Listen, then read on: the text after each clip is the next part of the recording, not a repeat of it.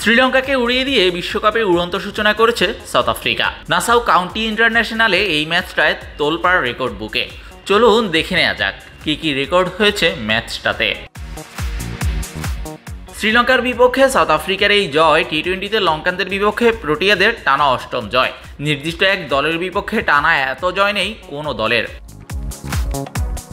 2012 সালের পর প্রথমবারের মতো কোনো টি-20 বিশ্বকাপের প্রথম ম্যাচ জিতল সাউথ আফ্রিকা।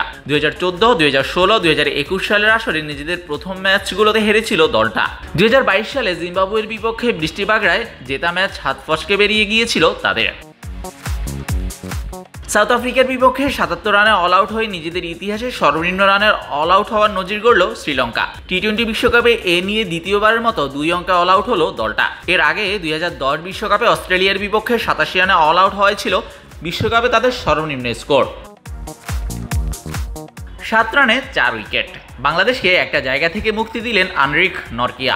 2022 বিশ্বকাপে বাংলাদেশের বিপক্ষে 10 রানে 4 উইকেট নিয়ে তিনি গড়েছিলেন সাউথ আফ্রিকার কোনো বোলারের টি-20 বিশ্বকাপের সেরা বোলিংয়ের নজির। শ্রীলঙ্কার বিপক্ষে 7 রানে 4 উইকেট নিয়ে নিজের রেকর্ডটাই ভেঙে দিলেন তিনি।